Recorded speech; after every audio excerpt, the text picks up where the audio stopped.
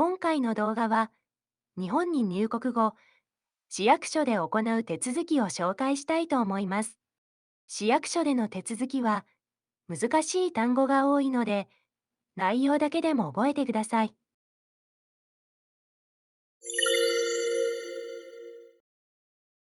こんにちは。今日はどんな用件ですか？私は日本に来たばかりなので、手続きをしたいです。かしこまりました。番号順に呼ぶので、座ってお待ちください。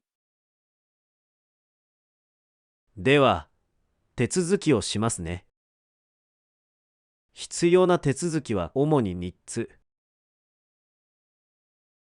転入届、国民健康保険、国民年金。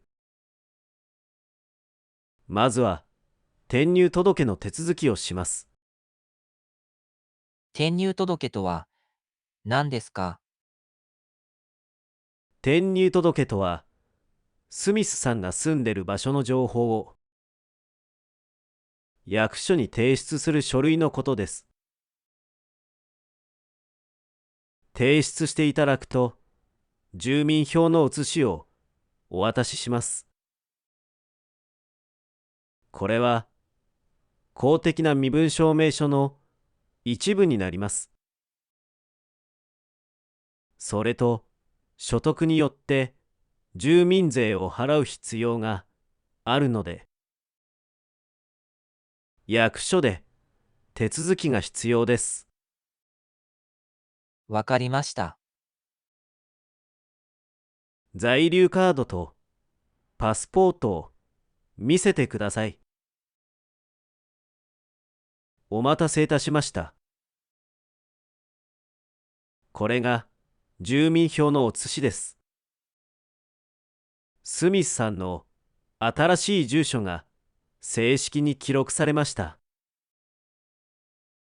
それでは、次に国民健康保険の手続きをします。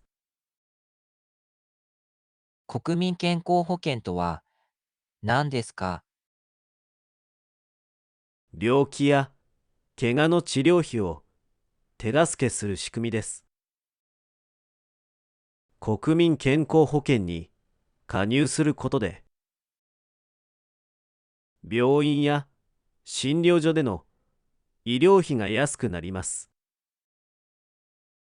風邪をひいたり、怪我をした場合、病院に行きますよね。治療費の70%が補助されます。毎月いくらかかりますか？収入によって値段が違いますが、スミスさんの場合、だいたい1万5,000円です。病院へ行く際には、必ず毎回持参してください。それでは、次に国民年金の手続きをします。国民年金とは何ですか？日本で働いている人が将来の年金を準備するための制度です。20歳から60歳までの40年間保険料を支払い、65歳から死亡するまで年金を受け取れるという制度です。僕は日本にずっと滞在するかわからないです。それでも加入しなければなりませんか？はい。日本に住所がある場合、外国人でも加入し、保険料を納める義務があります。将来、永住権を取得したり、日本に帰化する場合、支払っているかを問われます。年金や税金が支払われていないと、許可を受けることは困難になります。年金をもらえないのに払う必要があるんですね。ただし、脱退一時金という制度があり、請求することによって、納付した期間に応じて一定の金額が戻ってきます。それならよかったです。支払った際に領収書が発行されます。その領収書は支払った証拠になり、永住権や帰化申請の際に必要になるので、大切に保管をしておいてください。わかりました。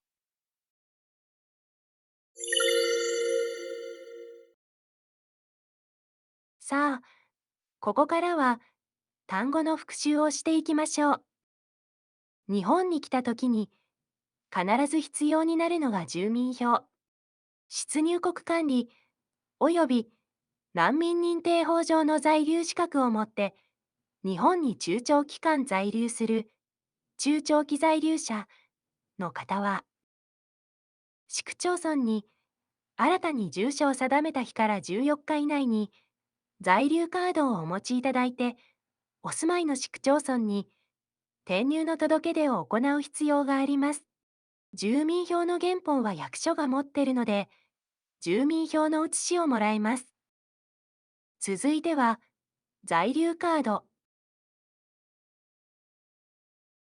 在留カードとは、新千歳、成田、羽田、中部、関西、広島、福岡空港の7空港では、上陸許可時にパスポートに上陸許可の証印がされ、同時に中長期在留者については IC チップ入りの在留カードが交付されます。この在留カードに記載されている内容がその人のビザの内容となります。この在留カードは常に携帯してください。入国審査官、入国警備官、警察官などから提示を求められた場合には提示する必要があります。在留カードを携帯していなかったり、提示に応じなかった場合、罰金に処せられることがあります。続いては、身分証明書。身分証明書は、在留カード、マイナンバー、パスポート、保険証などが適用されます。在留カードは必ず携帯してください。続いては、住民税、手続き。住民税という言葉の場所に、いろいろな単語を入れて言うこともできます。保険の手続きをしたい。水道の手続きをしたい。